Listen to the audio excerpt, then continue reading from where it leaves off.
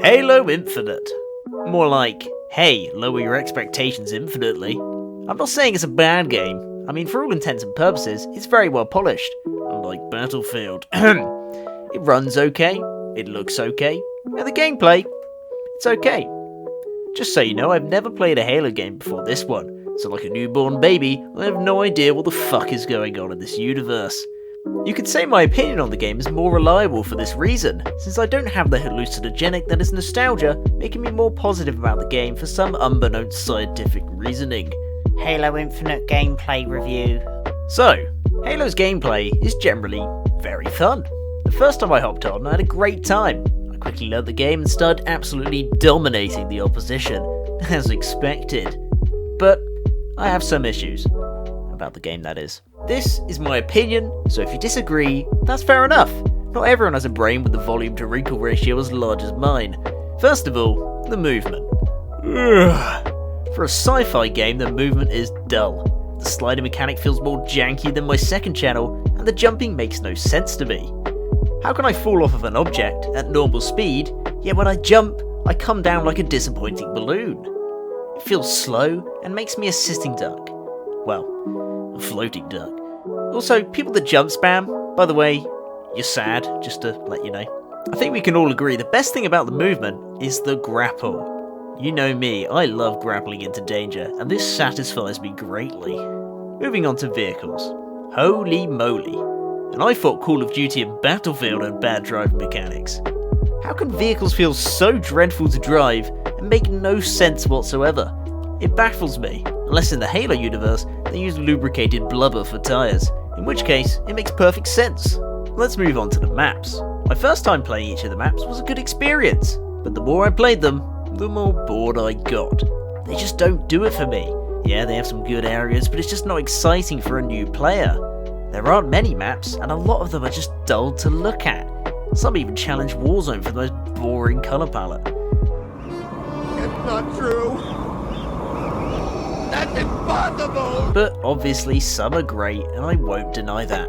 Stop whinging. And now onto the game modes. As much as they're classic modes and are good fun, there's just nothing innovative about them. As a result, it gets repetitive pretty quickly. And now, the gunplay.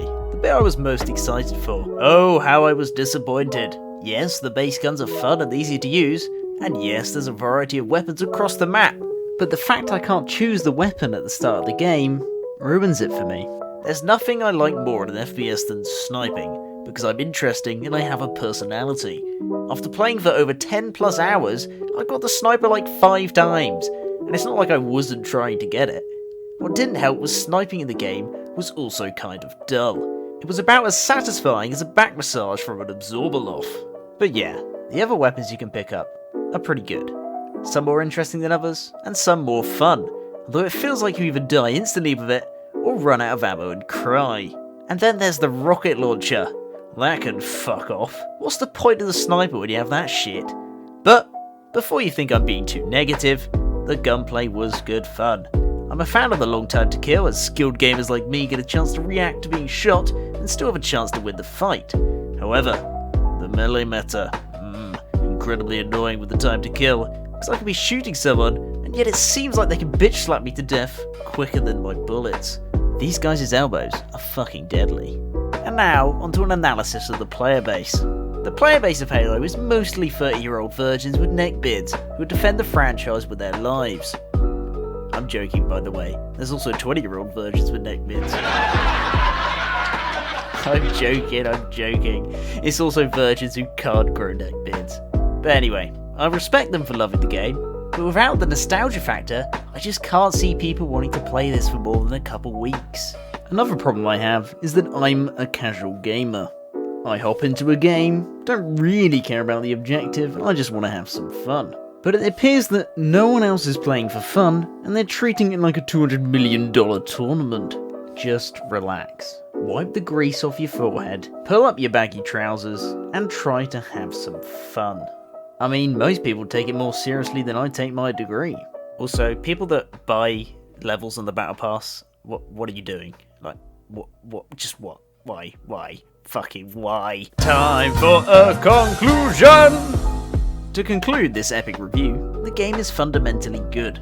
It is fun for a bit, but it quickly gets boring and repetitive for a gamer who seeks variety in gameplay, like me. It is also fundamentally the same as it was like 20 years ago, with very few innovations, which disappoints me, but I suppose that's good for the nostalgic fans. The problem is, I can't see the game growing over the coming months, and I feel it will end up with just the die-hard fans left playing the game. I rate this game as a deflating balloon at a birthday party. Yes, it is fun for now, but soon Soon it shall perish. But there you have it. Halo Infinite, guys. Make sure to like and subscribe, or dislike if you completely disagree with me, which is highly likely, but hopefully I will see you in the next review. Goodbye.